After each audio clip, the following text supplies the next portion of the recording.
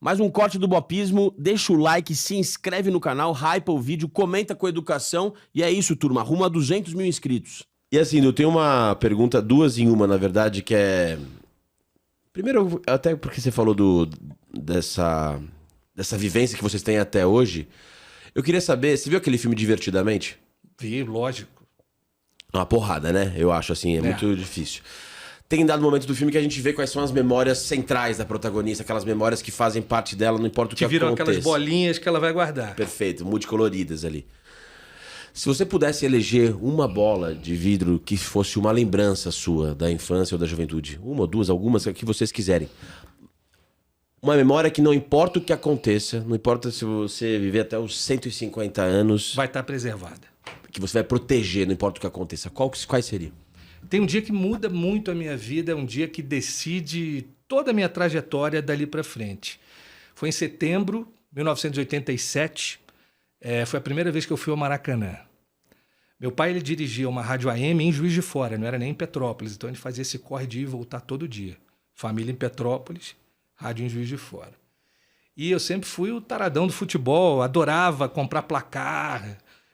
Eu não gostava de ir a médico, minha mãe falava, filho, se você for, eu te dou uma placar na saída. Tinha um médico lá em Ipanema que a gente ia, o Martinho da Rocha. Era todo entupido, todo ferrado de bronquite, um horror. E aí o prêmio para ir no médico era ganhar uma placar na saída. E aí, cara, meu pai via que eu, logo depois de completar os álbuns de figurinha, eu arrancava essas figurinhas todas. Papai, o que estamos comprando? Você vai arrancar? Não, você vai ver.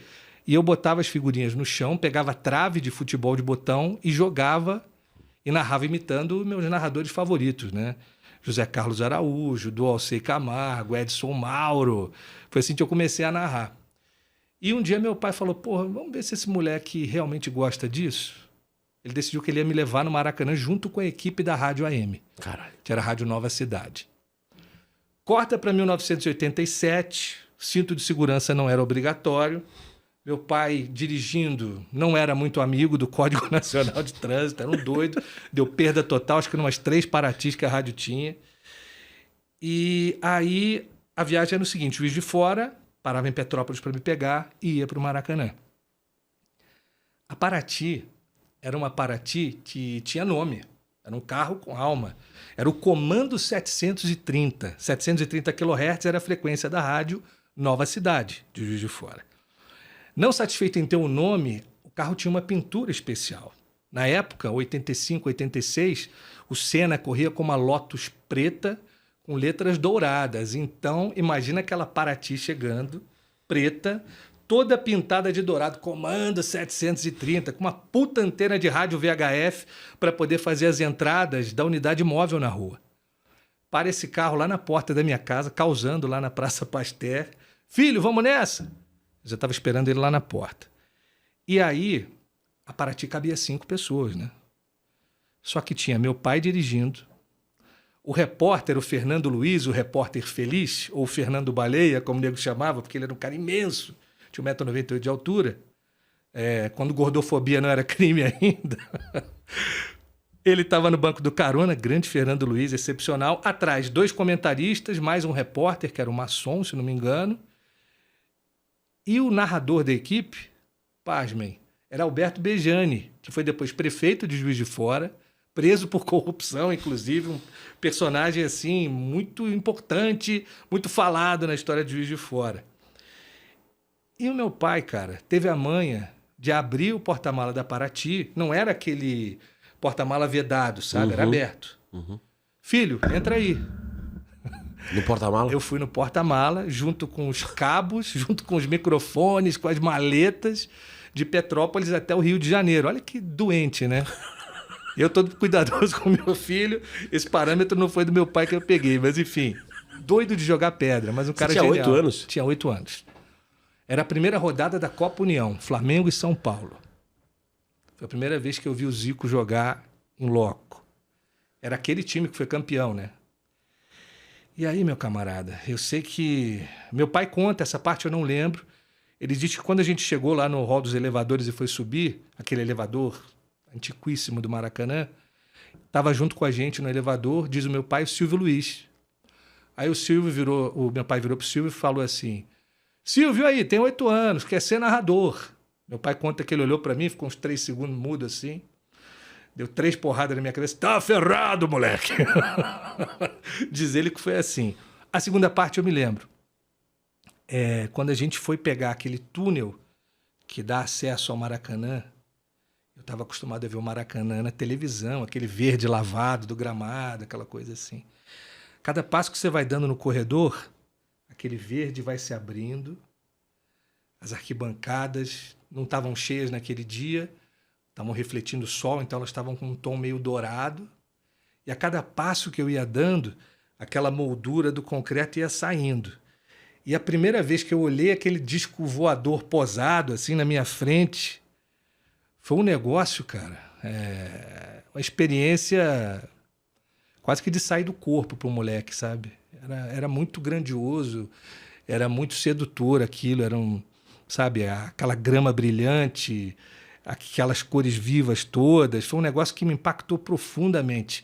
Primeiro vir na estrada, sentindo aquele clima de camaradagem da equipe, e depois meu pai me levando ali para as cadeiras, tinha um senhorzinho assim de cabelo branco, um pouco queixudo assim, falou: filho, vem cá que eu vou te apresentar uma lenda do Maracanã. Esse aqui, você sabe quem é? Eu falei: não, pai. Esse aqui é o Ademir de Menezes, o Queixada, o artilheiro da Copa de 50. Ele: ô, garoto, tudo bem, não sei o quê. Então foi um dia que tanta coisa maneira aconteceu. Eu tinha ganho uma camisa do Flamengo, aquela da Adidas, de 87, de primeira comunhão. E aí o Baleia, que, porra, é um cara maravilhoso, está nativo ainda, grande cara, falou: vou levar. Na época os repórteres entravam no vestiário. Então ele falou: vou levar e vou trazer a assinada para você. Eu falei: falou. Cara, ele voltou com a camisa toda autografada do time de 87. Eu fiquei tão louco com aquela camisa que eu não parei de usar, e um belo dia eu dei mole com ela, botaram para lavar e eu perdi todos os autógrafos. Quando eu vou fazer esse livro aí que eu te trouxe, aí levei a camisa de volta para o Zico, aí dessa vez foi uma caneta definitiva e tá guardadinha lá num lugar especial. Então esse dia, eu acho que é 13 de setembro de 87, São Paulo 2-0, 2 gols do Miller, e o grande cara do jogo foi o Gilmar. Gilmar pegou pra caralho esse dia. O Flamengo tentou fazer gol de tudo que foi jeito. Naquele ano era um time até um pouco melhor que o do São Paulo, que tinha acabado de ser campeão brasileiro ainda em fevereiro, né? Com Careca. Basicamente aquele mesmo time. Mas essa é a minha bolinha do Divertidamente, que está guardada num lugar que, mesmo que um dia eu tenha Alzheimer, eu nunca vou esquecer. É impossível. Tá tatuado na alma esse dia, entendeu? Que lindo, cara. Você lembra com uma riqueza de detalhes. Acho que essa é a chancela de que é uma memória absolutamente vívida e vivida, né? Você lembra de tudo. É o dia que mudou minha vida, cara. É o dia que mudou minha vida. A partir desse dia eu sabia: eu quero ser narrador de futebol mesmo. Eu quero estar nesse Maracanã. Eu quero estar contando as histórias do futebol, porque é só o chão do meu quarto um pouco maior e mais bonito. Que lindo isso, cara. Pelo amor de Deus. Se você se encontrasse hoje, Dudu, com esse Dudu, de 8 anos, criança, indo pro Maracanã, com esse moleque que jogou no Duduzão Dourado durante tanto tempo, se você encontrasse com ele hoje, em 2025, o que você diria pra ele? Eu diria pra ele não ter tanta pressa, cara. Eu era um mini sujeito muito agoniado pra sair dali de Petrópolis, pra ir pra faculdade, pra crescer logo. Eu tinha muita urgência de conseguir minhas coisas. Esse cara de 8 anos já tinha... Eu lembro que com 11 eu ficava igual um taradinho assim na frente do VHS, Copa do Mundo de 90. Todas as emissoras passavam. A Manchete passava, a Band, a Record, o SBT, a Globo. Eu ficava mudando de canal e gravando tudo. Eu tenho até hoje na minha casa fitas VHS. Inclusive eu trabalhei com a Milena Ciribelli na Record numa situação. Falei: Milena, eu tenho em casa fita VHS sua da Copa de 90. Ela: o quê? Me manda, pelo amor de Deus, eu não tenho nada. Aí copiei para ela, mandei para ela. Eu ficava gravando, cara. Gravando Datena de repórter na Band em 90. As matérias da galera de geral, da Globo, que ia para as viagens. Melhores momentos, gols. Eu era muito, muito fissurado. Era uma ideia assim. Com 11 anos eu sabia que era isso que eu queria mesmo. Então eu tinha muita urgência de sair dali, de crescer, de poder... Até quando eu fui fazer vestibular, aconteceu uma coisa muito louca. Eu namorava na época uma menina que os pais eram médicos. Então, eu passava muito tempo com ela, muito tempo com a família dela, ia às vezes para a UTI neonatal, acompanhar o trabalho deles. Chegou a época do vestibular, eu falei, vou fazer jornalismo, eu vou tentar medicina também. E, cara, eu passei para medicina, na reclassificação lá da SES Gran Rio para a Faculdade de Petrópolis. E passei para comunicação, para jornalismo em Petrópolis. Em Petrópolis, jornalismo na UFJF, em Juiz de Fora. Então, eu tinha essas duas opções, mas eu queria fazer o quê? Cirurgia plástica. Quando me falaram que eu só ia começar a ganhar dinheiro, 6 anos de faculdade, mais 6 de especialização, eu falei, cara, deixa eu ser pobre no rádio mesmo agora.